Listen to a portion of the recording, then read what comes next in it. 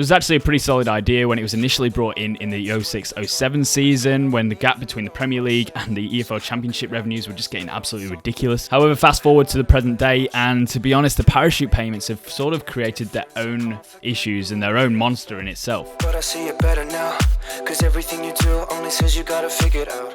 What's up guys, George Lyons here, welcome back to the Soccernomics YouTube channel, and you're watching The Rounds. As usual guys, before we hit off today's episode, just going to let you know to hit that subscribe button if you are new. If you like football content, football finance, football economics, that sort of stuff, then this is the channel for you. So hit that subscribe button and continue watching. Right, so a couple of days ago, The Guardian reported that the Premier League and the EFL are in secret talks to potentially scrap the parachute and solidarity payments. These parachute and solidarity payments are essentially sort of like a care package in the form of additional broadcasting revenue to provide a soft landing for football clubs who have been relegated from the Premier League to the less fruitful EFL Championship. The reason being that with a lower quality division, there's less demand for those games to be watched, and therefore the broadcasting rights are far less ludicrous. As Premier League TV rights have honestly grown astronomically over the last 25 years compared to the EFL Championship, which hasn't really grown all that much in the same amount of time, any team that gets relegated from the Premier League to the Championship can be exposed to some sort of financial risk. It was actually a pretty solid idea when it was initially brought in the 06-07 season, when the gap between the Premier League and the EFL Championship revenues were just getting absolutely ridiculous. This was also a time when Premier League clubs were less inclined to follow sustainable financial solutions and operations, as financial fair play didn't actually exist at this time. However, fast forward to the present day, and to be honest, the parachute payments have sort of created their own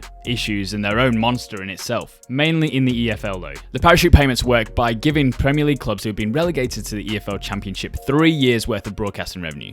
The first year they get 55% broadcasting revenue, the second year 45%, and then the third year 20%. Unless that club who has been relegated from the Premier League has only been in the Premier League for one season, in which they'll only receive the first two payments of 55% and 45%. And that seems all well and good, because what it does, it provides clubs with a chance to be able to restructure their finances and reallocate resources in enough time to become sustainable on regular championship revenues. I mean, that was what they were originally designed for, but the reality is that is not what they're being used for. It's actually far more ugly how it's turned out. Given the astronomical rise in Premier League broadcasting revenues over the past 25 years, Premier League clubs have gotten used to spending tens of millions of pounds on player fees and salaries. But this is just so not sustainable in the Championship, because although revenues have increased, they just haven't increased at the same rate. They definitely cannot sustain spending tens of millions of pounds in the Championship. It's the second tier of English football, of course you can't. And this has created a bit of a problem because, as I mentioned before, the parachute payments come in the form of percentages of broadcasting revenues from the Premier League. So not only is the gap between Premier League club and EFL club broadcasting revenues increasing, but also the gap between Premier League clubs who've been relegated to the EFL receiving parachute payments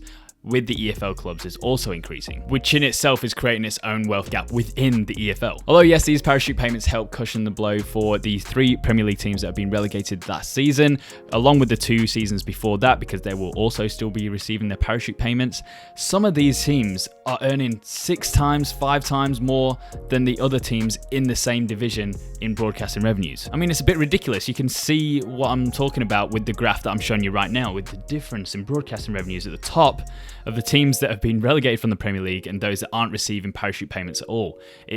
It's a bit ridiculous. And this is where the next issue comes in, which is competition. Now, it's a fair call to say that if you have more money and more revenues coming in as a football club compared to your rivals, you definitely have a competitive advantage over them. And with only 3 promotion spots in the Championship, which has a pool of 24 teams, that is a lot of competition to gain promotion to the Premier League. The chances of getting promoted with parachute payments is a whole lot higher than if you didn't. And that's because you can spend more and invest more in players that can help you get the points to get in the top 2 or at least the playoffs. In fact, 8 of the last 15 teams that have got promoted from the Championship were receiving parachute payments, with 5 of the last 10 teams that finished in the automatic promotion spots also receiving parachute payments. Now, this may look like even stats, but the reality is only a possible 9 out of 24 teams can be receiving parachute payments, with a more realistic average of about 6 to 8 teams receiving parachute payments. That is because some teams may only spend 1 season in the Premier League, so may not be receiving payments in the 3rd year, or some teams that have been receiving parachute payments are already back in the Premier League. Now, it doesn't make it impossible to achieve promotion if you aren't receiving parachute payments as a club, but it certainly makes your life a lot harder, forcing teams like Brentford to try and find out other ways to create revenues and be competitive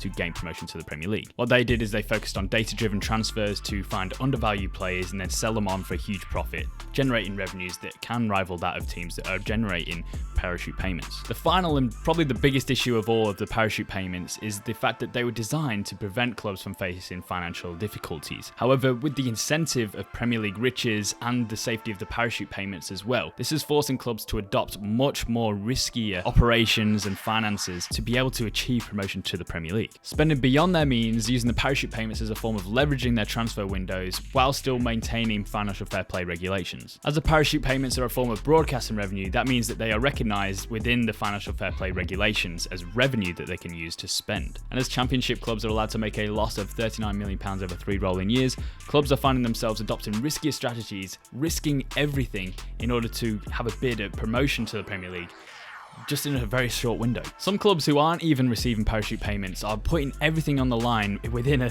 a couple of years just to try and gain promotion to the Premier League. It all works out fine if they do get promoted, but if they don't get promoted, which is like the case of Derby County, who are very much so facing the reality of probably getting liquidated, that is basically the consequences. If you don't get promoted, something as simple as a playoff final losing on penalties like the case of Reading or Derby County getting to the final and losing, they are now facing serious financial issues where they are going into administration and facing liquidation, which is, it's just ridiculous. That shouldn't be happening. So that doesn't seem right, does it? So the very payments that were intended to allow clubs time to readjust their finances and their operations to be sustainable financially are the very payments that are incentivizing clubs to take on riskier and riskier strategies in an attempt to try and get back to the Premier League. Because what it does, it gives them a very short window where they have a competitive advantage, a serious competitive advantage over their rivals to gain promotion back to the Premier League. So why wouldn't you take it? For some reason, clubs think it's a suitable option to take on this risky